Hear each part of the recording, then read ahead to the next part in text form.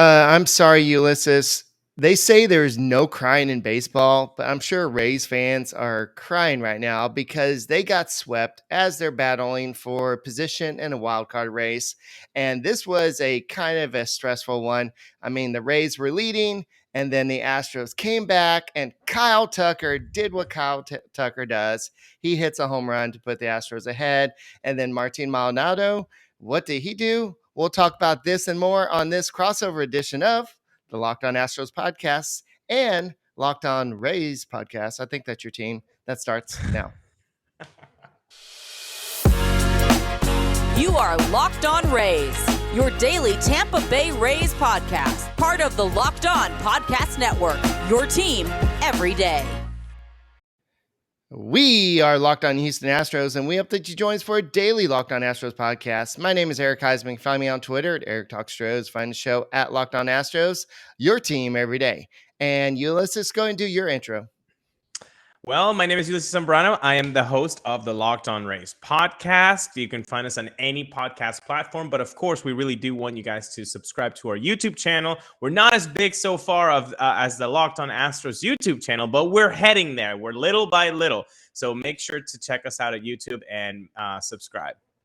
All right. Speaking of that, make us your first listen on YouTube. Just go ahead and go search Locked On Astros, Locked On Rays, and just go ahead and press that little red button that says subscribe and go and give us a like while you're at it. And go and make us your first listen on Apple, Odyssey, Spotify, wherever you listen to your podcasts. Just make us your first listen. It doesn't take a lot. Just go and listen to us every day and just make it part of your routine. So, and we actually have one guy that actually listens to both of our shows. He's like our biggest fans. And so that's pretty awesome. So, yeah, I didn't expect the series going the way it did.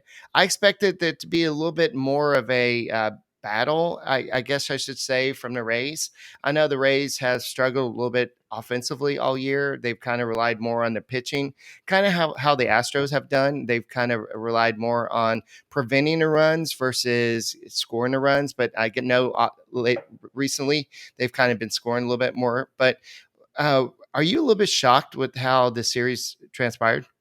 Yeah, definitely. I mean, this is definitely not the way that the Rays fans thought that it could go. We thought the first game would be the toughest one because the Astros were looking to clinch, and obviously coming in with that intensity and that energy, teams want to get that done and over with. And then so we thought, okay, there's going to be a hangover, literally and figuratively, day 2, and then day 3.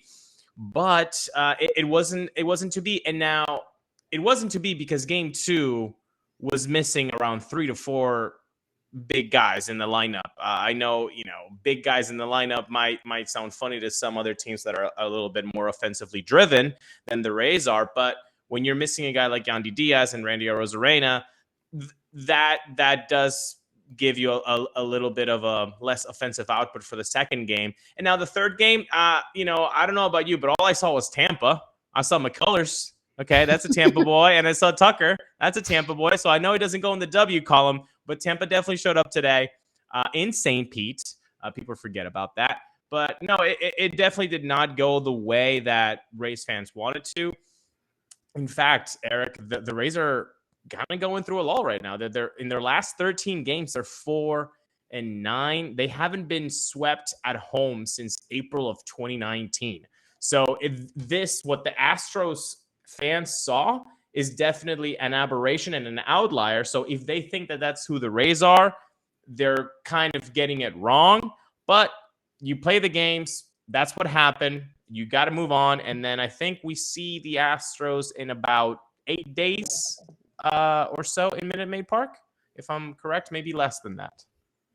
Yeah, definitely. And I think second last series with y'all, with the Rays, I believe, is how we close out the season. I'll look at the schedule in a little bit. But yeah, the Astros held the Rays for 26 scoreless innings. And McCullers held them scoreless for 6 innings. It was the 7th inning where they scored the run, the 2 runs, I believe. So overall, I think that the Astros pitching just kind of held the Rays down. And I know that you tried it out two of your best pitchers in the first two games, and the Astros just kind of make them look like any other people. And was that, I'm sure that kind of shocked a lot of people. And McClanahan, what have you heard about him? Yeah, McClanahan was making his second start coming from the IL. The first one was in Toronto, and he did okay. 5 innings, kind of a short, limited pitch count. He, I think, missed 3 starts early September, late August, because they didn't think that he would miss too much time. I mean, there was talk that he could miss the rest of the season, but obviously he just missed 3 starts. This was his second one. And you're right. His pitches were getting weighted on by the Astros hitters. They really saw the ball really well from him. But again, this was the most he got hit since basically his debut in 2020 when he made his major league debut in the playoffs. So this guy, I know. Again, I'll say this again. If you're an Astros fan and you see this Rays team, you're creating a different picture of what this team is. I mean, McClanahan is a top 3 Cy Young guy. He had a bad day. He did. In fact, he had to be taken out because apparently he had a little bit of a trouble with his neck. A neck? The neck issue, which is a new thing, but apparently he said he's okay. Then he's going to make his following starts. So we'll see about that, but definitely an underwhelming offensive output. I mean, when you get shut out for 2 games plus, not great. But I think it's just an outlier. It's just a bad stretch the Rays are in. Again, 4-9 in their last 13. Hopefully they can pick it up because it's not like the playoffs are going anywhere. A lot of bad things would have to happen to the Rays, and a lot of really good things would have to happen in Baltimore for any of this to even matter.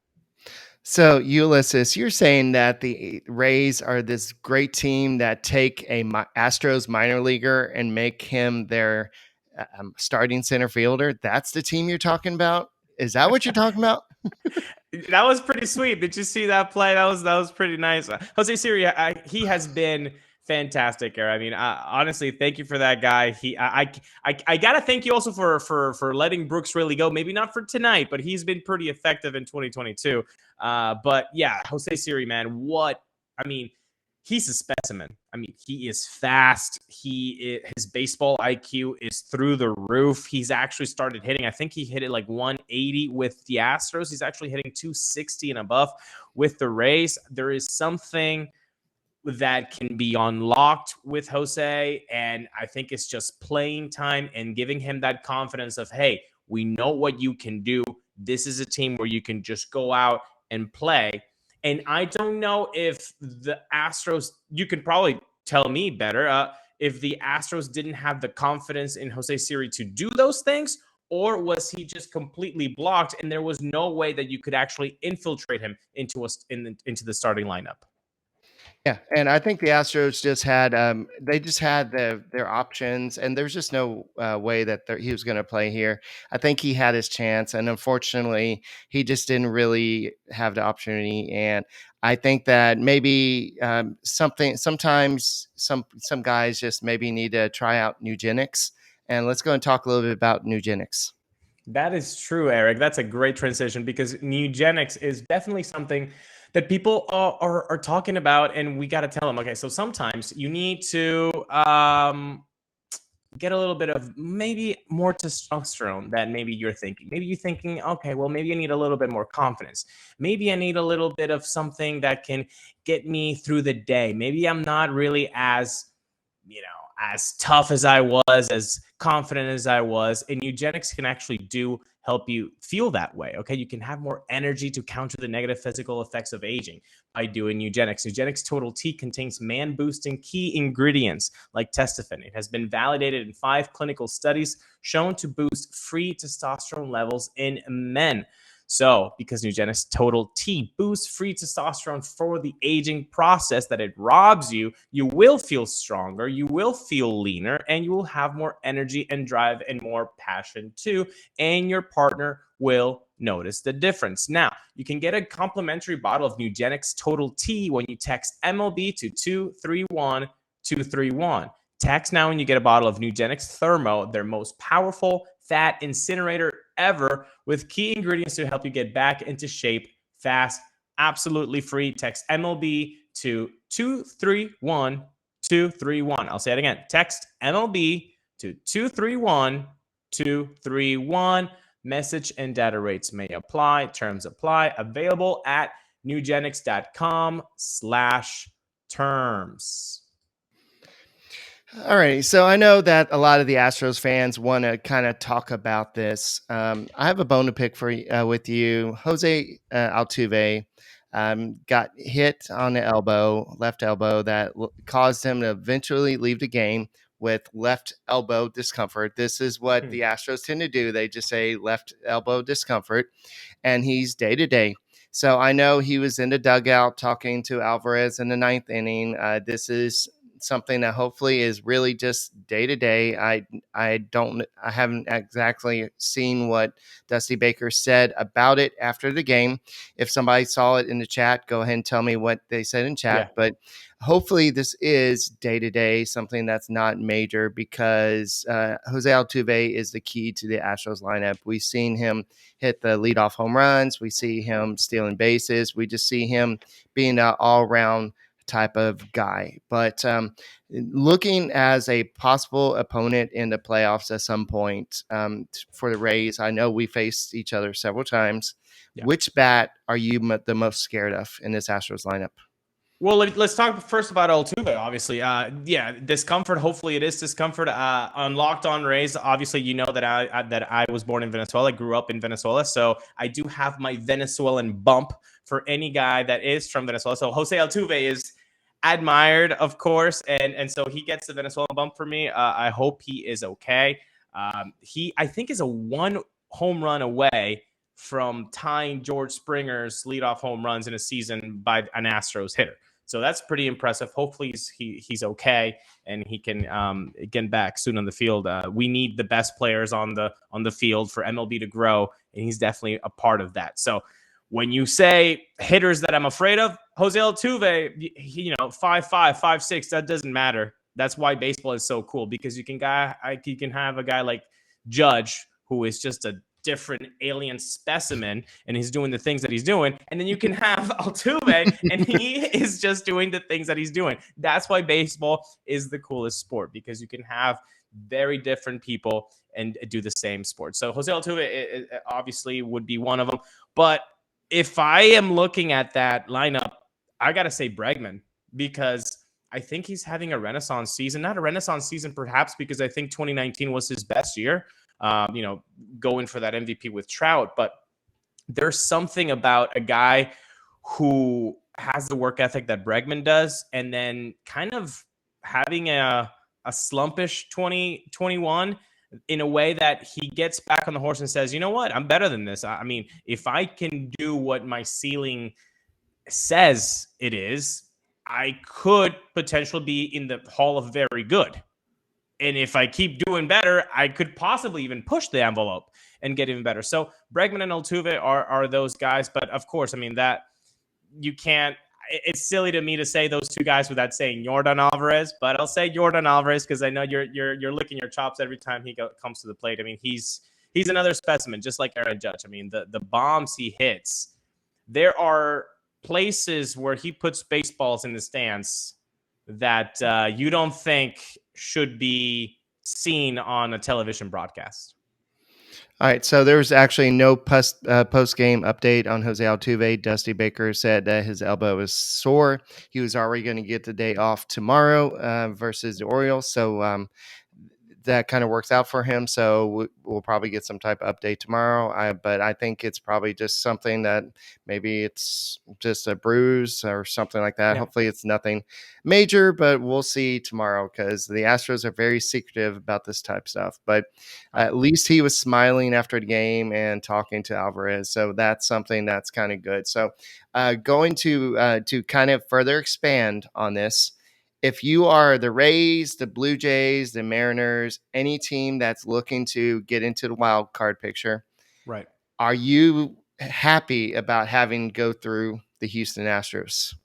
No, that's definitely the buzzsaw right now. I mean, they've proven that they are the best team in the American League, and so throughout a 162 game season, they're showing up. I mean, offensively, defensively. I don't know what has surprised Astros fans the most. But so maybe we can see it on the chat. If it's been the offense or if it's been the pitching that has surprised Astros fans the most. But it's just a tank. Every time somebody comes up, and you don't even need to use the bench. I mean, my goodness. I mean, that's why Jose Siri wasn't getting any at bats, because you don't need the guys on the bench. It's crazy. So no, they're definitely the team to beat in the AL. So there is some conspiracy theories, of course, because it's 2022. Is it better to not have home field advantage and be the top wild card spot and be the last one and then face an AL Central team instead of facing a Blue Jays team, instead of facing a Seattle Mariners team? I mean, Eric, I'll pose you the question: who would you think is an easier route to the ALDS? Is it the Mariners? Is it the Jays? Or is it the Guardians? I would say the Guardians, honestly. Right? So then there's that conspiracy theory. Of course, players are not trying to legitimately They're not going to lose, swept, right? Yeah. or losing. That's not who they are. They are professionals and they want to win every single game. But there is something to the effect of resting guys, maybe taking McClanahan out in the fifth. Things like not putting out your best lineup out there because you're giving extra rests to guys. So, I mean, in all honesty, I don't like that conspiracy theory because, if you start, you don't want to jinx yourself too much. Hey, Rob Manfred, I've got a report for you. yeah. Manfred is listening right now. Chime in on the chat, Rob. But no, really, it's very intriguing what's happening with the AL wildcard. I don't think anybody really thinks, that the Astros aren't the best AL team. Now, I've polished enough good things about the Astros, but I will say this, and the Astros fans in the chat could get upset right now, but 162 game season is not the same as the playoffs, folks. Right. Anything can happen in a 3, 5, 7 game series. The best team in a 162 game season does not make you the best team in the playoffs. If so, we wouldn't have the playoffs, and every time the team with the best record would always win the World Series. Check the last years. I mean, the Nationals? No. Last year, the Braves weren't even over 500 until August. So, yes, the Astros are a really good 162 game team. Right. Can they still do that in a 3, 5, 7 game series? Well, ask the 2020 Dodgers how good they were. So Exactly. Yeah. But so going back to what has surprised me about the Houston Astros, I'll give you two things. Mm-hmm. Two things. The Astros bullpen has been great this year. I mean, I expected the rotation to be good. I don't think I expected to be as good as it's been, but the bullpen, I think, has surprised everybody. It's one of the best in baseball. And that's the reason why the Astros have the record they have. The other thing that surprised me is that the offense has been good, but it hasn't been 2019 good. It hasn't been 2017 good. It just hasn't been as good as we've seen this offense be in the past, just because the fact that you have Alvarez, except for in August, he's been pretty hot all season. Then you'd have certain guys struggling at certain points. At no point have you seen the whole team hitting at the same point, except for pretty much right now. You see pretty much everybody hitting right point. So I would say my two surprises are the bullpen being as effective as they are, and the offense just being as inconsistent as they have been, and not hitting with runners in scoring position. Could it? Maybe this is too obvious. Obviously, Springer being lost, Correa being lost, but from a third-party perspective, I've heard really nice things about Jeremy Pena. So could you say that Carlos Correa is actually being missed with Jeremy Pena's production, or Carlos Correa is being missed and Jeremy Pena is nice, but Correa just gives you more? Right. Yeah. Carlos Correa, even though he struggled at the beginning of the season, he still has a higher WAR, more home runs, a higher OPS, higher everything than Pena. Pena just cost you pennies on the dollar to Carlos Correa. And the fact that the Astros didn't sign Carlos Correa, they're able to offer the extension to Alvarez. They'll potentially offer that extension to Tucker this offseason. So I think the Astros are going to be able to take that money that they could offer to Correa and offer it to 3 other players, honestly. So So the Rays thinking of pinching pennies somehow made its way to the Astros. I see what you're doing, Eric. I see. It's going around the league.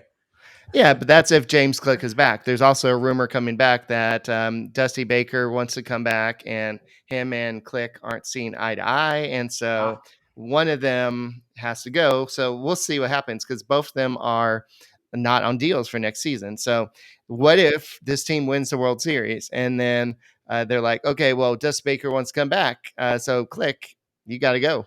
Well, I just won you a World Series. I built you a World Series. So I don't think that's going to happen. If the Astros win the World Series, I think both of them will be back. But it's just kind of weird to see. And guys, you know what? If you can't get the tickets to go to the game during the playoffs, you know what you can do? Go watch it at Hooters. Hooters of NASA is a great place to go watch the game because they have great wings, great brews, and don't forget about the world famous Hooter girls. They'll come watch the game with you. They'll talk to you. And my favorite is 3 Mile Island, and Brett likes he likes the honey chipotle. And when the game's on, they'll just turn off all the other TVs. They'll put the game on, and they'll go ahead and put the sound around so you can hear it wherever you're sitting.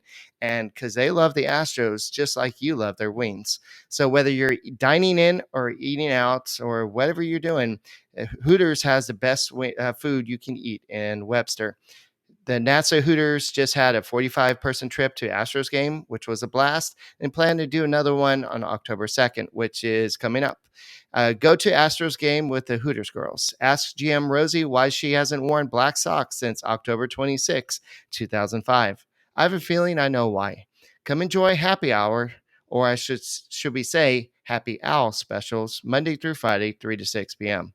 So many drink specials. Don't forget about Thursday specials with drink specials all day long. So come hang out where the Locked On Astros boys like to hang out and watch the Astros with great grub and brews. Ask them what their featured beers are on tap and tell them the boys at Locked On Astros sent you by. I-45 South, exit 528 for great wings and the best service from the world famous Hooter girls. And if you say that we sent you by, they'll give you a free basket of fried pickles. That is Brett's favorite. And he'll share a basket with you as well. Oops. I didn't want to bring you back up. I was kept on clicking. And no, that's fine. I got interested about the fried pickles. I mean, I might just go to Houston and do that myself. I'll do that. Okay. So speaking of just watching the game, I know that this game was you're probably watching this game. You're like, okay, we're finally going to win this game. We got 2-1 lead. And then all of a sudden, boom, it just happens. I mean, honestly, I know you're talking a little, throwing a little shade on your own offense, but that's not the way, at least that I view the Astros. I mean, a 2-1 lead is not safe. I was a little bit surprised about the bullpen management, and I know that's going to be a little bit like Monday night quarterbacking or whatever, hindsight 2020. But you have Jason Adam warming up. You have Pete Fairbanks. I know there's lefties coming up, but I just do not like throwing a guy out there when he literally was on that team for the last 2 years. Like, they have the book on him. They know what he has. How many times have the lefties, seen Brooks Raley pitch in a bullpen and maybe stand in the box for him for warmups and all that stuff? Like, I just don't like the idea of putting a guy that's been on that team at least the last 2 years and you're gonna throw him right. it doesn't compute to me as that being like, yeah, well, lefty, that makes sense. Like, I think the other side of like, no, they know him. They've seen him so Right. many times. That should overcome any of the, lefty ever against lefty. I would throw Jason Adam. I would throw Pete Fairbanks in those situations and have a 1-run lead on those guys than Brooks Raley. Throw again, the lefty, I could care less. These guys have seen the ball out of Brooks so many times, and it showed that they were just ambushing him. All of them. Right. So, to kind of go off that, Brooks Raley playing against the Astros. And if you look at Hunter Brown, his only weakness he kind of showed was when he faced Jose Siri, because they were teammates in AAA. And I'm not saying that he was like intimidated or he gave in to Siri, but that had to be like they played together for so long this year. And then all of a sudden you're pitching against him in your third appearance in the big leagues. That had to be a little bit off guard, catching you off guard or something. So I'm sure that had to be something going on with Brooks Raley. Hey, this is the team I was on for 2 years. This is the team that rejuvenated my career. I was just a journeyman, lefty, and Dusty Baker. I was Dusty Baker's. Like, we even have a, do I still, oh no, I changed it, but I had this graphic that was thoughts by Dusty. And the thing was, it was like time to bring in Brooks Raley. It's the third inning, time to bring in Brooks Raley, because Dusty Baker really loved Brooks Raley, but that was his guy. But yeah, he's having a great season. And honestly, in that situation, I mean, I understand what you're saying. The Astros are very familiar with him, but same time, who would have thought that Martin Maldonado would have, I mean, Tucker would have hit a home run off of him, lefty off lefty. And then Martin Maldonado had a home run. That doesn't happen that often, to make it a 5-2 lead. So a lot of things kind of happen. Yeah. And again, I just don't like Brooks Raley in that situation because of what I said. But of course, like you said, Brooks Raley has had a really good season. I mean, I think he has a sub-2 ERA. I'm pretty sure it's like 1.95 or 1.98. I think his FIP is around 2 for the season. And even in the last, I think, month and a half, his ERA has been around 0.6 or 0.7. So it's been pretty impressive what he has been doing this year. It's just, again, that situation, the X team, I just feel like that trumps over lefty on lefty, 100%. And plus trying to be the third wild card team. That whole conspiracy theory. I got you. I got you in. Okay. Tell Rob about that. Yeah. So definitely looking at this, if you had a crystal ball, where would you predict the Rays kind of finishing? Oh, you have one. Oh yeah, I have this one. Let's see. Finishing. Again, injuries have decimated this team. This season. Wander Franco, who is going to be the face of MLB in a couple years, alongside guys like Ronald Acuna Jr., Vladdy Guerrero. He has been on the field less than 100 games. Brandon Lau, a guy who can give you 40 home runs and 100 RBIs, he's been on the field even less. He's on the IL right now. So those are two bats that is Brandon Lau going to come back from the IL before the season ends? I don't know. Is Wander Franco going to be Wander Franco in the next 13 games and then heading into the postseason? There are a lot of question marks on the offense. However, on the pitching side is money. I know, again, the Astros did not see that money during this season, but I think 3 games instead of 147 is kind of, you take the 147 game sample size, and the Rays have had just one of the best pitching staffs all across all MLB, not even just American League, but all MLB. The bullpen, the rotation is just nasty, is incredible. Can the bats do enough? That's the biggest thing. Now, if the Rays end up being the third wild card and face the Guardians, I feel good about that series. And I feel good about then playing a Yankee series for 7 games, because now get that right, or somebody on the chat can chime in. ALDS is still 5, or did they move it to 7, Eric? No, it's still 5. Still 5? Okay, so they're 5-game series. It's tough, but it has been done before. And the last time that the Rays met the Yankees on a 5-game series, guess what happened? The Rays won in 5 games, but they won. So this is a rivalry that they see each other 19 times. And the series went 11-8. So it was very close. And in, I think not the last 2 games, but I think out of the last 10 games, 8 of them were decided by 2 runs or less between the Yankees and the Rays. So, I mean, so that's the path. If you're a Rays fan and you want a good path, it's 3rd wild card spot. You get the Guardians, you beat the Guardians, then move on to the Yankees, a team you know very well. You get through them, you know them, you've played them very well this whole season. Then you should be able to meet the Astros. But again, just like I've waxed poetically about the Astros, what they do offensively and pitching-wise, I don't know if Jeremy Pena is going to be able to hit like Jeremy Pena has when Seattle has never seen the playoffs and they're going wild, or Toronto is going wild and can Hunter Brown actually pitch out of the rubber. Like those are things, like it's not the same Astros team since 2017 that like, oh, they have all the postseason and experience in the world. There are some new guys there. There is some new blood. There's some familiar faces. I'll give you that. But it's that atmosphere, the Seattle atmosphere. I mean, these guys haven't seen playoffs for 20 years, Eric. Right. So the Astros starters have the lowest ERA, 3.01, among all the AL rotations. The bullpen ERA is the lowest in all of MLB baseball, 2.70. They have 17 shutouts this season. They lead the AL in team ERA with 2.90, strikeouts with 13.85, opponents ERA with 2.10, opponents OPS 6.12, WHIP with 1.09. And how is the Rays pitching staff better than the Astros?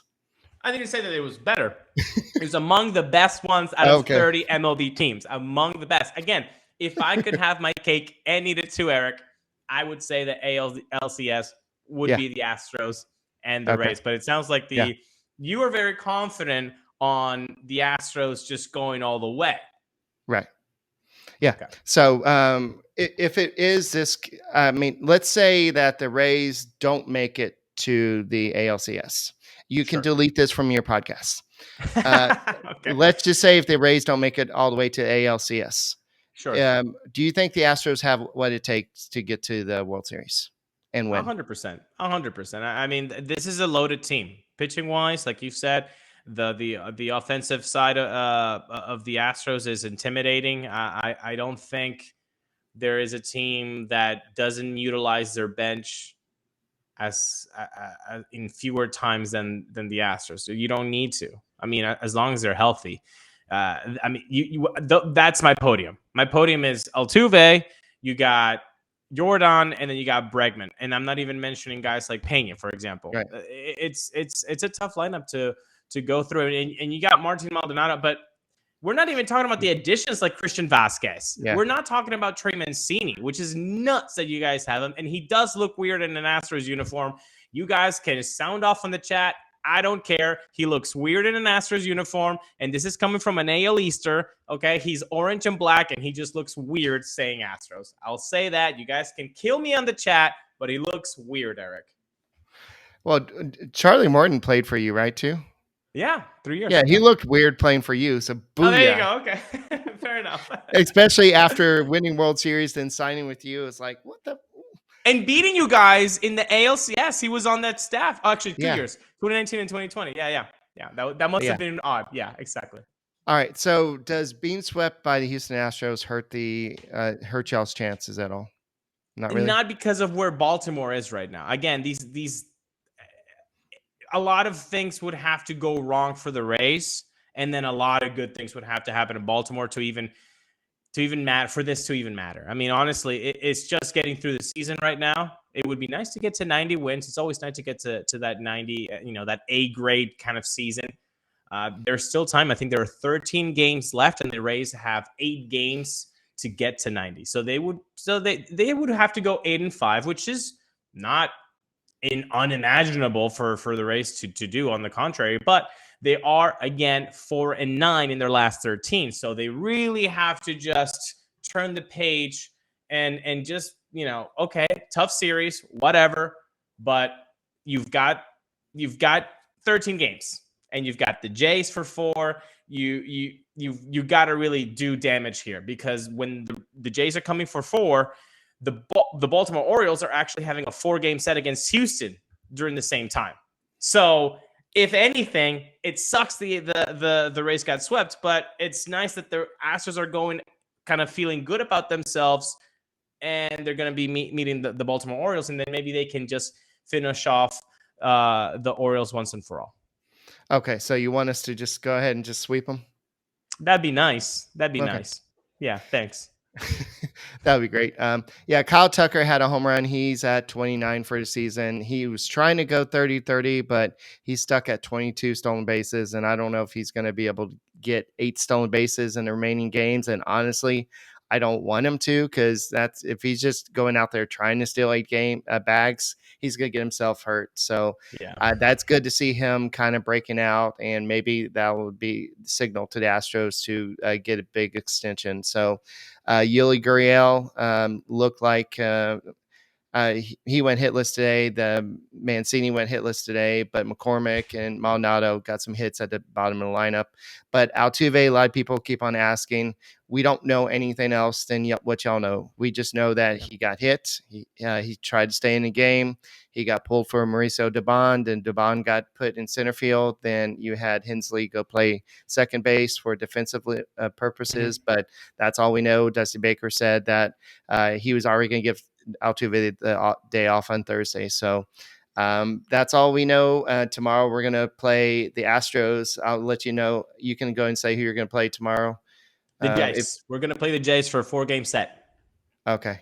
So tomorrow we're going to be playing the Orioles, and it's going to be Verlander, who's 17-3 with a 1.78 ERA, versus Bradish, who's 3-7 with a 5.05 ERA.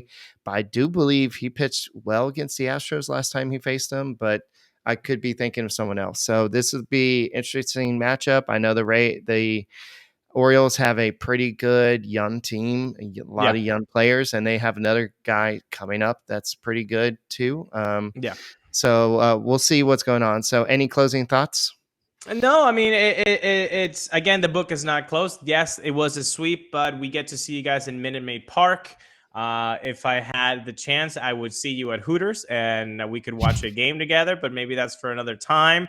But always fun to talk to you, Eric, and always fun to see some Astros fan on the chat. They're having some fun, and it's good that they participate. Some of them are saying that at worst they can go 2-2. And the Baltimore Orioles, you got to step it up, guys. I need 3 victories at least. So in the chat, do a little bit more push-ups this weekend and get us 3 dubs. Okay, thank you very much. At least you're not a Yankees or a Dodgers fan. They'll be grilling you right now. That's what I'm saying. I'm like, there's too much negativity in the chat. Like, guys, it's not the Yankees. It's not anybody else. Like, you want us in the ALCS. Like, that's a fun rivalry. The Yankees, you would get it's not good for your mental health to see the Yankees in an ALCS matchup, you guys. Just letting you know that. All right, that's all we got for this special crossover edition of the Locked On Astros and Locked On Rays podcast. My name is Eric Huysman. You can find me at Eric Talks Stros. Where can they find you at? They can find me at Sambrano Ulises. And of course, make sure to subscribe to Locked On Rays on YouTube. Even if you're an Astros fan, we always got something fun for you. And make sure you subscribe to us on Locked On Astros. We are really, really close to 5,000 subscribers. So go ahead and keep on subscribing to us, and go and subscribe to these guys as well. They do a great job as well.